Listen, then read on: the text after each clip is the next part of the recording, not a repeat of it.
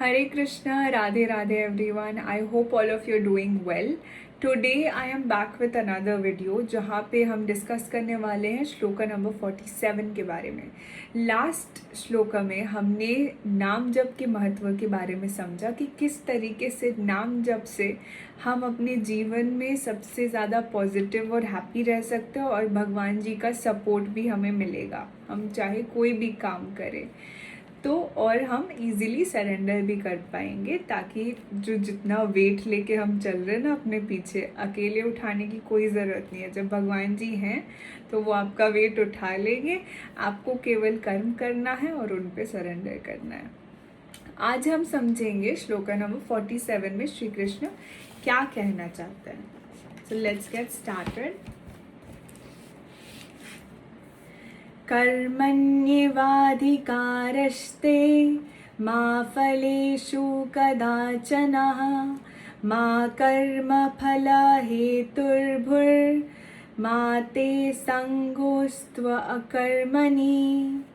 You have a right to perform your prescribed duty, but you are not entitled to the fruits of action. Never consider yourself to be the cause of the results of your activities, and never be attached to not doing your duty.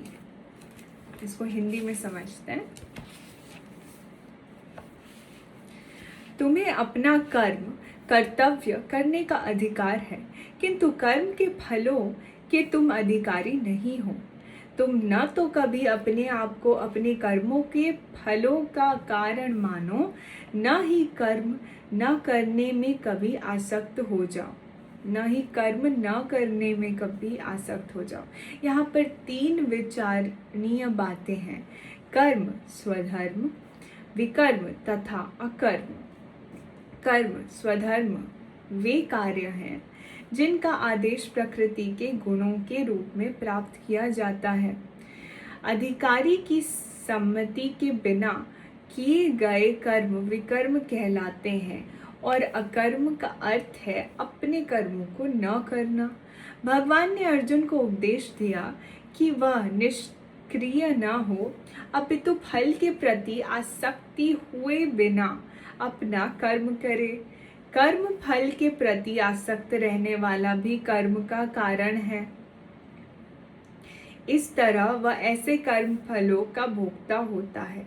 जहाँ तक निर्धारित कर्मों का संबंध है, वे 3 अपश्रेणियों के हो सकते हैं, यथा नित्य कर्म, आपातकालीन कर्म तथा इच्छित कर्म। नित्य कर्म फल की इच्छा बिना शास्त्रों के निर्देशानुसार सतोगुण में रहकर किए जाते हैं। फल युक्त कर्म बंधन के कारण बनते हैं, अतः ऐसे कर्म अशुभ हैं।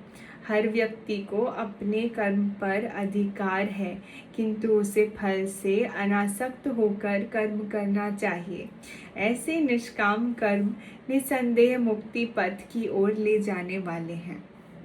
अतएव भगवान ने अर्जुन को फलाशक्ति रहित होकर कर्म स्वधर्म के रूप में युद्ध करने की आज्ञा दी। उसका युद्ध विमुख होना आसक्ति का दूसरा पहलू है। ऐसी आसक्ति से कभी मुक्ति पथ की प्राप्ति नहीं हो पाती। आसक्ति चाहे स्वीकारात्मक हो या निषेधात्मक, वह बंधन का कारण है। अकर्म पापमय है, अतः कर्तव्य के रूप में युद्ध करना ही अर्जुन के लिए मुक्ति का एकमात्र कल्याणकारी मार्ग था। इसे समझने की कोशिश करते हैं कि श्री कृष्ण यहाँ पे क्या कहना चाहते हैं। वो ये कह रहे हैं कि हमें अपना कर्म करने का अधिकार है, लेकिन उसके फल के ऊपर हमारा कोई अधिकार नहीं। हमें कभी भी अपने आप को यानी कि स्वयं को उस कर्म फल का अधिकारी या उसका कारण नहीं मानना चाहिए, क्योंकि वो केवल श्री कृष्ण हैं। तो हमें अपने कर्म से भी कोई आसक्ति नहीं रखनी चाहिए। बिना ही एक्सपेक्टेशन के हमें कर्म करना चाहिए, सेवा भाव से कर्म करना चाहिए, भगवान को समर्पित करके कर्म करना चाहिए, तभी हम उस बंधन से मुक्त हो पाएंगे। तो यहाँ पे उन्होंने बताया कि 3 टाइप के कर्म होते हैं, है ना, जो कि भौतिक समाज में किए जाते हैं। एक तो हो गया प्रेस्क्राइब्ड ड्यूटीज़, है ना, जिसमें क्या होता है कि हमें जो भी कर्म हम बिना किसी एक्सपेक्टेशन के, बिना किसी लोभ के या बिना किसी अंदर से कोई इंटेंशन ही नहीं है, हम उस कर्म को कर रहे हैं क्योंकि हमें वो करना है और हमारा वो दायित्व है इसलिए कर रहे हैं, ऐसे कर्म को सत्व गुणी कहा जाता है, जो हमें मुक्त करते हैं कर्म बंधन से, है ना, ताकि आसक्ति में हम फंस ना जाएं। दूसरा होता है कि ऐसी चीज़ें और ऐसे जो सत्व गुण में जो कर्म किए जाते हैं ना, वो श्री कृष्ण के अप्रूव्ड कर्म होते हैं। उसके बाद आता है वो वाला एक्शन जो हम फल की कामना करके करते हैं, जो कि श्री कृष्ण अप्रूव्ड नहीं होते, क्योंकि वो केवल हम अपने 5 इंद्रियों को तृप्त करने के लिए करते हैं या अपने लाभ के लिए करते हैं या फिर कुछ मिलेगा ये सोच के करते हैं। तो वो कर्म हमेशा हमें कर्म के फल से बांध के रखते हैं। इससे हमें एक्सपेक्टेशन होती है और फिर बाद में डिसअपॉइंटमेंट होता है और हम और ज़्यादा फंस जाते हैं उसी मैट्रिक्स में। लेकिन जो तीसरा प्रकार का कर्म है, जो कि है कि कर्म जो करते ही नहीं है ना, जो अपनी रिस्पॉन्सिबिलिटी निभा ही नहीं रहे हैं, वो तो और भी बड़ा पाप है ना। यहाँ पे श्री कृष्ण कहते हैं कि बिना कर्म से आसक्ति के, मतलब अपने कर्म से भी हमें अटैचमेंट नहीं रखनी है। अगर हमने कर्म किया, हमें ये अटैचमेंट नहीं होना चाहिए कि हमें क्या मिलेगा, है ना। तो तभी हम जाकर उस सफरिंग या एन्जॉयमेंट से ऊपर उठ सकते हैं। हमें अपने कर्म के फल को भोगने का एक्सपेक्टेशन रखना भी नहीं चाहिए, ये श्री कृष्ण कह रहे हैं। और इसी प्रकार से हम अपने मन को स्थितप्रज्ञ बना सकते हैं, जो कि अच्छे या बुरे जैसे भी समय में स्थिर रहेगा और खुश रहेगा, सेटिस्फाइड रहेगा। क्योंकि अंदर की जो हैप्पीनेस है, सेटिस्फैक्शन है, वो इससे नहीं आती कि हमें क्या मिल रहा है, पर वो इससे आती है कि हम अपना निर्धारित कर्म कर रहे हैं और भगवान की इच्छा से हम जो सारे कर्म कर रहे हैं भगवान जी को प्लीज़ करने के लिए कर रहे हैं।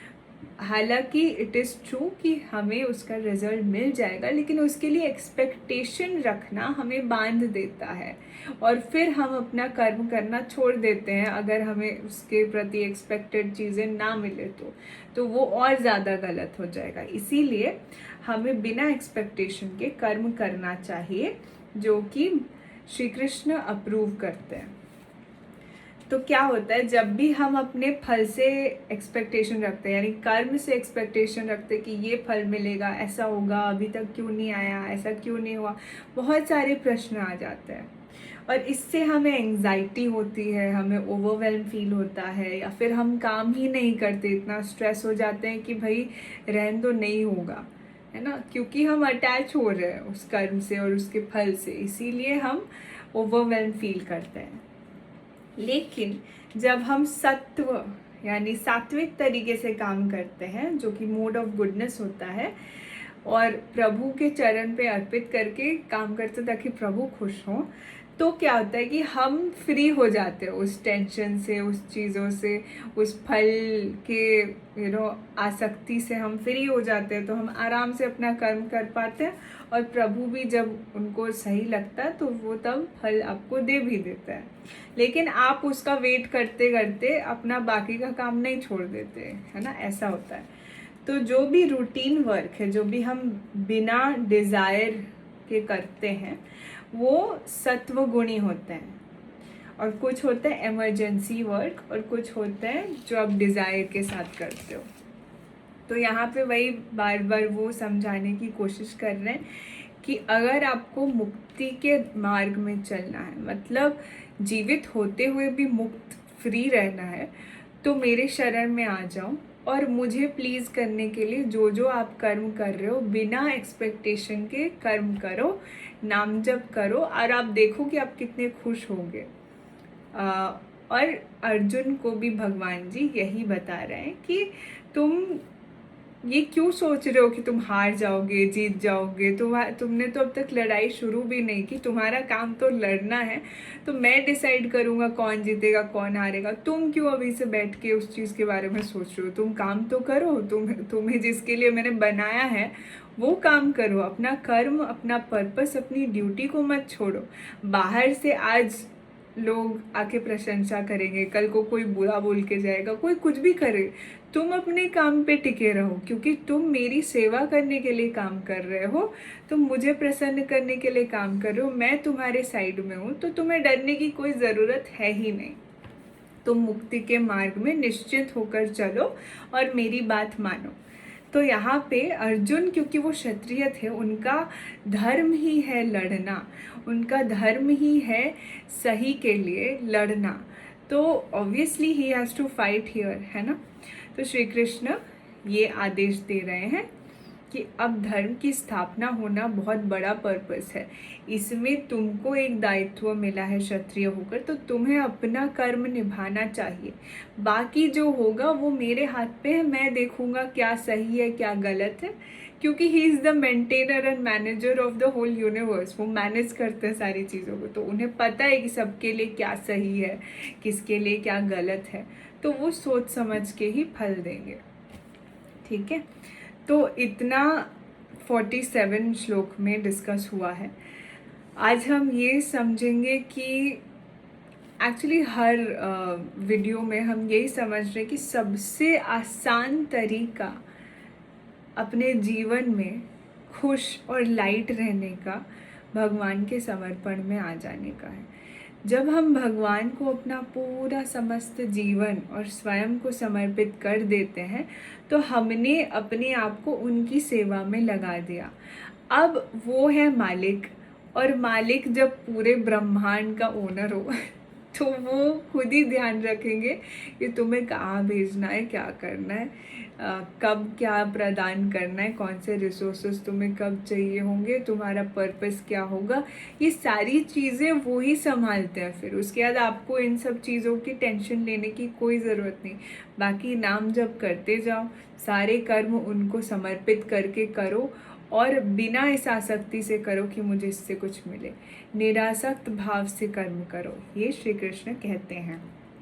और हम निरासक्त भाव में तभी आ सकते हैं जब हम रोज़ नाम जप करें। जितना हम नाम जप करते हैं उतना ही हमारे अंदर सत्व गुण बढ़ता है, पॉजिटिविटी बढ़ती है। जैसे भगवान की सारी जो क्वालिटीज़ हैं, धीरे धीरे धीरे धीरे वो पॉजिटिविटी, हैप्पीनेस, वो सारी चीज़ें हमारे अंदर और बढ़ती चली जाती है। फिर आपका ऑरा चेंज होता है। जैसे ही आपका ऑरा चेंज हो जाता है, आप खुद महसूस करते हो, आप इतना अच्छा फील करते हो, आप कर्म करते हो, सब कुछ करते हो, लेकिन किसी से बंधे नहीं रह जाते। आपको पता है कि आप कर्म कर रहे हो अपने श्री कृष्ण को, अपने प्रभु को खुश देखने के लिए, उनकी सेवा करने के लिए ये कर्म कर रहे हो। बाहर से आपको किसी से कोई एक्सपेक्टेशन नहीं रह जाती। आप सब में प्रभु को देखते हो, सबसे प्रेम से व्यवहार करते हो। अपना, अगर कोई आपसे रूडली भी बिहेव करे तब भी आप उसके प्रति कंपैशन रखते हो। भले ही थोड़ा डिस्टेंस मेंटेन करना ज़रूरी है, क्योंकि हमें अपने आप को भी प्रोटेक्ट करके चलना है ना।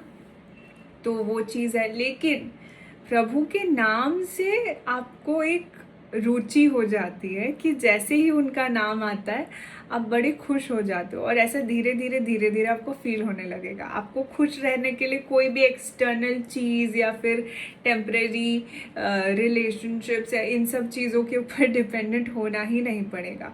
आप केवल और केवल नाम जप करके ही इतने खुश रह सकते हो।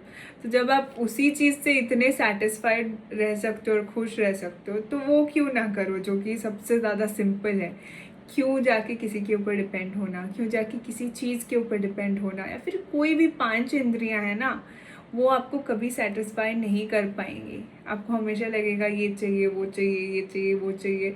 आसक्ति आते रहेगी आते रहेगी आते रहेगी, वो कभी ख़त्म नहीं होगा। लेकिन जो प्रभु का नाम है वो ऐसा है कि आप जैसे जैसे जैसे जैसे नाम जप करते चले जाओगे, धीरे धीरे धीरे धीरे जो आसक्ति आपकी भी नहीं है ना, वो ख़त्म होने लग जाएगी, और आप इतने खुश रहने लग जाओगे, इतने ग्रेटफुल और ब्लेस्ड फील करोगे अपने लाइफ के लिए कि आपको लगेगा कि मेरे से ज़्यादा लकी कोई है ही नहीं।